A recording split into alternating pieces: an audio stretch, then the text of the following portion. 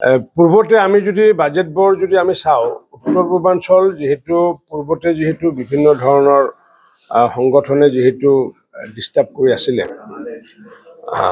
এতিয়া যিহেতু সেই সংগঠনৰ মাজৰ পৰা যিহেতু আলফাৰ যি আলোচনা ভাৰত চৰকাৰত হৈছে আৰু সেইটো নিশ্চিত ওপৰত সুন্দৰ পৰিৱেশ এটা আহিছে। পূৰ্বতে আজি যদি নৰেন্দ্ৰ মোদী ডাঙৰীয়াই দায়িত্ব লোৱাৰ আগতে বা আজি 5টা বছৰ আগত যদি আমি কওঁ যে এক অশান্তময় এটা পৰিৱেশ এটা আহিছিলে আৰু এটা শান্তিময় পৰিৱেশ এটা উত্তৰ পূৰ্বাঞ্চলত আহিছে আৰু অসমতো নিশ্চিত ওপৰত শান্তিময় পৰিৱেশ। কাৰণ কিয় মাননীয় মুখ্যমন্ত্ৰী ডাঙৰীয়াই যি আন্দোলন বৰ্জিত যি পৰিৱেশৰ কথা কৈছিলে, যাৰ কাৰণে আমাৰ পৰ্যটকৰ যি সংখ্যা যথেষ্ট বৃদ্ধি পাইছে। আমাৰ দেশীয় পৰ্যটক আমি ৭৬ লাখ আমাৰ দেশীয় পৰ্যটক আমাৰ অসমত আহিছে যোৱাবাৰ।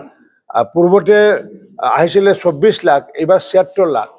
পূৰ্বতে আহিছিলে ৩,০০০ বিদেশী পৰ্যটক আহিছিলে ভাৰতবৰ্ষত আজি ১৬ চনৰ আগত, কিন্তু যোৱাবাৰ আহিছে ৩০,০০০তকৈ অধিক বিদেশী পৰ্যটক আহিছে। এই যে পৰ্যটকসমূহ অহাৰ যিটো এই ফ্ল'ৰ মূলগত কাৰণ হৈছে যে সন্ত্ৰাস বৰ্জিত এখন আমাৰ পৰিৱেশ সকলোৱে দেখিছে আৰু বিশেষকৈ আমি জানো যে বিভিন্ন সময়ত বিভিন্ন ধৰণৰ ঘটনাত জড়িত হোৱা অভিযোগ আছে আলফাৰ ওপৰত।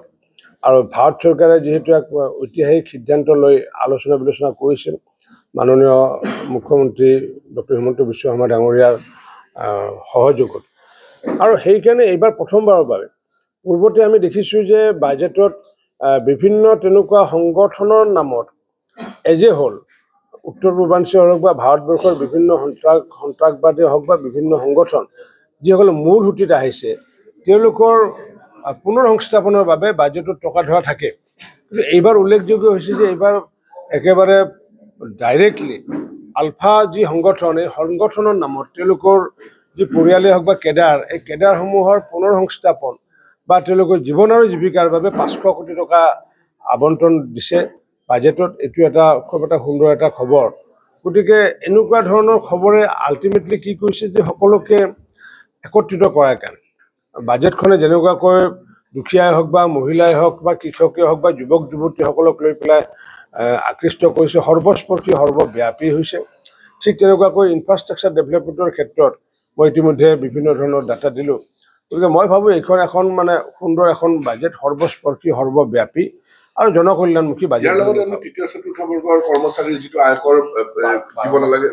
যিহেতু আমি সাধাৰণতে বিভিন্ন সময়ত অভিযোগ পোৱা যায় যে তৃতীয় শ্ৰেণীৰ কৰ্মচাৰীসকলৰ ইনকাম টেক্স দিব লাগে, কিন্তু এতিয়া এইখন বাজেটত দেখিছোঁ যিহেতু আমাৰ 4th গ্ৰেডৰতো কথা নাই, 3rd গ্ৰেডৰ যিবোৰ আমাৰ ষ্টাফ আছে অসম চৰকাৰৰ, সেইবোৰ ষ্টাফৰ দৰমহা তেওঁলোকৰ মাহেকৰ দৰমহা 1 লাখ টকা নহয়গৈ। গতিকে 12 মাহত যিহেতু 12 লাখ টকা হয়, এইবাৰ যিহেতু ইনকাম টেক্স 12 লাখৰ ওপৰতহে লাগিব। অৰ্থাৎ আমাৰ অসমৰ 3rd গ্ৰেড বা 4th গ্ৰেডৰ যিমান কৰ্মচাৰী আছে সেই কৰ্মচাৰীসকলে ইনকাম টেক্সৰ পৰা মুক্ত পোৱাটো মই ভাবোঁ নিশ্চিত ওপৰত কৰ্মচাৰী সমাজৰ কাৰণে এটা সুখৰ খবৰ বুলি মই ভাবোঁ।